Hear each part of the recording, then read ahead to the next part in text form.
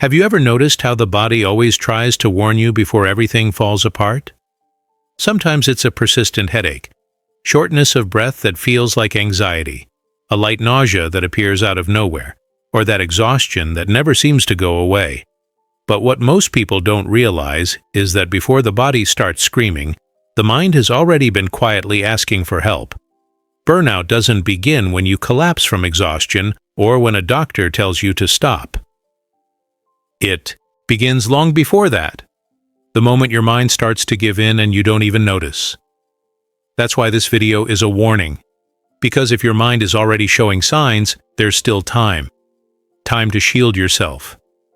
Time to rebuild. Time to protect yourself from something that can steal not just your energy, but your joy for life. Before we go on, take a second to subscribe to the channel. This is a safe space, a place where you can breathe, learn how to care for yourself, and understand that mental health isn't a luxury. It's survival. Every week we bring real reflections and practical ways to heal for those who are tired of pretending to be fine. So hit subscribe, turn on the bell, and stay with us. You're not alone. You know what happens when the mind starts to give out? The first thing is that you start doubting yourself. Suddenly, simple tasks feel like mountains. What used to be automatic now takes effort. You wake up already tired, as if you spent the whole night fighting something invisible. And in a way, you have. Burnout is a silent battle against your own mind. It's as if your brain is overloaded with so many commands, worries, and alerts that, at some point, it starts shutting down, little by little, without asking for permission. The most dangerous part is that, at first, it just looks like lack of focus or laziness. How many times have you heard someone say, "I'm just tired. It's just a phase," or "Once I take a few days off, it'll go away." But it doesn't go away, because burnout isn't a phase, it's a collapse. It's emotional, mental, and physical exhaustion that comes from constantly pushing your limits, from always believing you can handle a little more, just until the weekend, just until the next holiday, just until the next result. But the body and the mind don't run on deadlines. They run on balance. It's interesting how many people think burnout only comes from working too much, but that's not the whole truth. It comes mainly from lack of meaning, from lack of recognition, of purpose, of space to breathe. It's born when you give so much of yourself that you start to disappear inside what you do. When your job, studies, responsibilities, and expectations start taking over your time, your thoughts, your identity. And before you know it, you no longer know who you are without all that. You don't know what makes you happy anymore, what motivates you, what helps you. Stop. Burnout steals your why. Some people think burnout is weakness, but it usually happens to the strongest ones, to the ones who care too much, who push themselves too hard, who refuse to fail, who take responsibility for more than they should. They're the dedicated ones, the empathetic ones, the reliable ones, and that's exactly why they're the most vulnerable, because the same heart that gives too much is the one that wears out the fastest. And when the mind realizes it's constantly in survival mode, it tries to protect you. It starts shutting down certain areas, lowering your energy, slowing your rhythm. But in practice, that shows up as brain fog, forgetfulness, irritability, lack of focus, and that constant feeling that you're about to break. And maybe you've felt this. That moment when the alarm rings and all you want to do is stay still. When you finally get up and even brushing your teeth feels heavy. When the day begins and you're already counting the hours until it ends, and still you keep going, on autopilot, smile on your face, even when you don't feel like it. "I'm fine," you say, even though you know you're not. But that's the moment when the mind truly starts to break, because it realizes you're not listening. So it starts forcing you to stop. The symptoms get worse. Anxiety attacks, memory lapses, a feeling of emptiness, loss of joy in things that used to make you happy. You start to feel disconnected from your own life, as if you're just watching it happen. Sometimes you cry out of nowhere. Other times you feel nothing at all, a deep apathy, as if nothing matters anymore. And the cruel part, From the outside, nobody can see it. Sometimes even you can't explain it. You just know something's wrong, but you can't name it. Now let me ask you something. Do you feel like your mind is too tired lately? That it won't shut off even when your body tries to rest? If yes, comment down below with the phrase, "My mind is asking for a break." That simple sentence might be your first step to acknowledging that something needs to change. And remember, there's no shame in that. On the contrary, it's an act of courage to admit you need care. You know what's saddest about burnout? It turns time into an enemy. Days go by, and you feel like you're always chasing something you'll never reach. You keep piling up tasks, messages, responsibilities, and everything feels urgent. Even rest becomes guilt. You lie down to relax, but your mind keeps running, listing what you still have to do, what you forgot, what could go wrong. And then you realize rest doesn't rest, sleep doesn't recharge, and fun no longer feels fun. It's like your mind has entered survival mode, focusing only on making it through one more day. But here's the truth no one tells you. Your mind gives out first because it's carrying the invisible weight. It's not just the work, it's the fear of disappointing people. It's not just tiredness, it's the pressure to always be enough. It's not just routine, it's the absence of self-care. The mind starts to break when you stop listening to it. When you ignore the signals, when you treat yourself like a machine, when you measure your worth by how much you produce. Burnout is born in your emotions and spreads through your body, until one day, your body simply obeys your mind and shuts down. But, as devastating as burnout can be, it can also be a wake-up call, a request for rebirth. The mind gives out because it needs space to rebuild. Because when the brain is overloaded, it tries to save what can still be saved. And that's the most important point. Burnout isn't the end. It's a clear sign that you've reached your limit. It's your system saying, "Not like this." Here's where the most powerful step to shield yourself begins. Conscious pause. It's not running away. It's not giving up. It's an act of emotional intelligence. Pausing means letting your brain reorganize, letting your body breathe, letting your emotions settle. It means understanding that productivity isn't about being busy all the time. It's about balance between effort and recovery. Shielding yourself from burnout starts when you learn to listen to yourself before your body has to scream. When you respect your limits and realize that stopping is also progress. Your mind only gets stronger when it feels safe. And emotional, safety comes from small daily choices. Getting enough sleep, eating calmly, taking a deep breath before reacting, learning to say no, prioritizing what truly matters. It sounds simple, but it's exactly what most people stop doing when they're overwhelmed. They speed up instead. And the faster they go, the faster their mind wears out. Burnout protection isn't built on strength, it's built on awareness.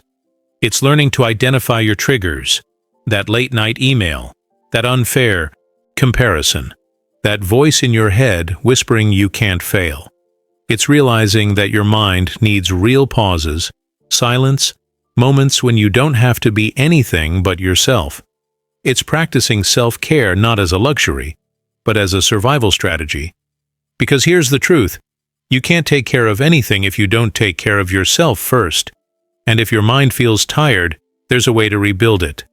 It starts with kindness, talking to yourself the way you'd talk to someone you love, stopping the self-punishment for not being perfect, giving yourself permission to rest without guilt. It may sound small, but it's huge. It's the first brick in building real protection, one that shields you not with rigidity, but with balance. When you understand that, something shifts, the pressure eases, the guilt loses power, and fear starts to make space for self-compassion. Because when you start listening to your mind with kindness, it stops screaming. In the next part, I'll show you, step by step, how to build that mental shield in practice, with simple but powerful habits that will strengthen your mind balance your emotions, and protect you from burnout from the inside out. But before we continue, remember this: you don't have to be strong all the time. Being human is strength enough. If you've made it this far, that already says something powerful about you. It means you're not ignoring what your mind has been trying to tell you. You've stopped to listen. And that, right there, is the first step to shielding yourself from burnout: awareness. Because you can't fight what you refuse to see. Once you recognize that your mind is carrying too much, you begin to take back control from the chaos. Let's be honest. Most people think shielding themselves from burnout means running away from stress completely. But that's not real life. Life doesn't stop. Responsibilities don't disappear.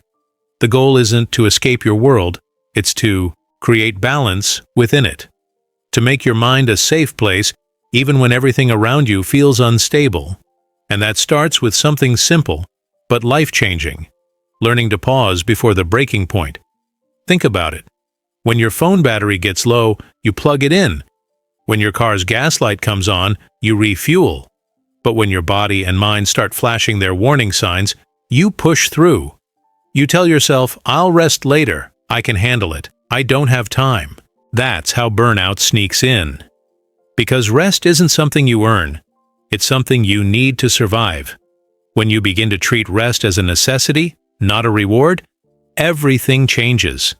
You stop feeling guilty for taking a breath. You stop apologizing for needing space. You start understanding that slowing down isn't weakness. It's wisdom. Here's the truth. The most resilient people aren't the ones who never stop. They're the ones who know when to stop. They recognize when their energy is draining and choose to protect it instead of wasting it. Shielding your mind means setting boundaries, even when it's uncomfortable. Saying no isn't selfish. It's self-preservation. And the more you do it, the more your brain begins to feel safe again. Your nervous system, your emotions, your attention, all of them depend on safety. When your brain constantly feels threatened by deadlines, pressure, or emotional overload, it never rests. It keeps pumping cortisol, the stress hormone, keeping you alert even when you're supposed to be resting. That's why you can sleep 8 hours and still wake up exhausted. Your body rested, but your mind never got the memo. So how do you rebuild that sense of safety? By creating daily rituals of calm. They don't have to be dramatic or time-consuming, just consistent. Try this. Every morning, before you pick up your phone, take 1 full minute to breathe deeply and ask yourself, what do I need today? Not what do I have to do today? What do I need? That single question reconnects you with your inner voice, the one burnout silences first. Another powerful way to protect your mind is through what I call micro-pauses, small, intentional breaks throughout the day. 1 minute to stretch your shoulders, 30 seconds to close your eyes and breathe, 2 minutes to step outside and look at the sky. It sounds simple, maybe even silly, but your brain interprets those moments as signs of safety. It's like telling your mind, you're not in danger. You can rest. Over time, these micro-pauses rebuild your mental resilience, giving you strength that doesn't come from pressure, but from presence. You might be wondering, but what if I can't slow down right now? What if my life doesn't allow it? The truth is, balance isn't about time, it's about intention. Even if you have 10 minutes, you can use them with awareness. It's not the duration of rest that heals you. It's the quality of it. If you spend your only break scrolling through social media, your mind doesn't rest. It keeps consuming. But if you spend that same break breathing deeply, listening to music you love, or simply being silent, your brain finally gets what it's been craving: stillness. And that's the next key. Stillness. Burnout thrives in noise, the noise of deadlines, of notifications, of overthinking. Your mind becomes like a room full of people talking at once. You can't focus, can't breathe, can't think clearly. The cure is silence. Even 5 minutes of genuine quiet can lower your heart rate, regulate your breathing, and reset your nervous system. Silence is medicine for a tired mind. Sometimes, though, silence feels unbearable at first, because when everything finally goes quiet, the emotions you've been avoiding come to the surface. The sadness, the anger, the loneliness, the fear. But that's not a bad thing. That's healing. It's your mind clearing, space releasing the pressure. Let it happen. Cry if you need to. Write if it helps. Talk to someone you trust. Because the emotions you avoid become the ones that control you. The ones you face lose their power. Another layer of protection against burnout is self-compassion. Not the vague kind that people talk about online, but real, practical self-kindness. It means treating yourself as you would treat a close friend who's struggling. Would you tell them to just toughen up? Or would you tell them, "You've done enough. It's okay to rest"? The way you speak to yourself matters. Your inner voice can be your biggest enemy or your strongest ally. Every time you criticize yourself, your brain releases stress hormones. Every time you show yourself kindness, your brain releases oxytocin and serotonin, the same chemicals that promote calm and healing. In other words, self-compassion literally rewires your brain to recover faster. It's not spiritual fluff. It's neuroscience. If you're someone who feels guilty for resting, I want you to remember this. You don't need to earn your right to rest. You don't have to prove you're tired enough, or productive enough, or deserving enough. You are allowed to rest simply because you exist. Because you are human. And humans need recovery as much as they need air. Now, let's talk about something that's often overlooked. Mental clutter. Burnout isn't just about physical exhaustion. It's also about cognitive overload. Your brain is constantly processing information, messages, emails, social media, to-do lists, worries, fears. When there's too much input, your mind gets stuck in survival mode. That's why sometimes you can't focus or make simple decisions. Your brain isn't lazy, it's overloaded. The way to declutter your mind is the same way you declutter a messy room. One thing at a time. Write down everything that's occupying your head. Every thought, task, and worry. Seeing it on paper takes it out of your mental space. Then ask yourself, what can I let go of? You'll be surprised how many things feel urgent but aren't truly necessary. Letting go isn't failure, it's strategy. Every no to something meaningless is a yes to your peace. And here's another truth most people miss. Burnout doesn't always come from doing too much. It can also come from doing too little of what you love. Passion deprivation is real. When your days are filled with obligations but empty of meaning, your mind begins to fade. You don't have to quit everything and move to the mountains to fix that. You just need to start sprinkling small moments of joy back into your routine. 5 minutes doing something you love, painting, cooking, reading, walking, laughing. Those tiny doses of joy are emotional oxygen. Let me ask you, when was the last time you did something just because it made you happy, not because it was productive? Think about that.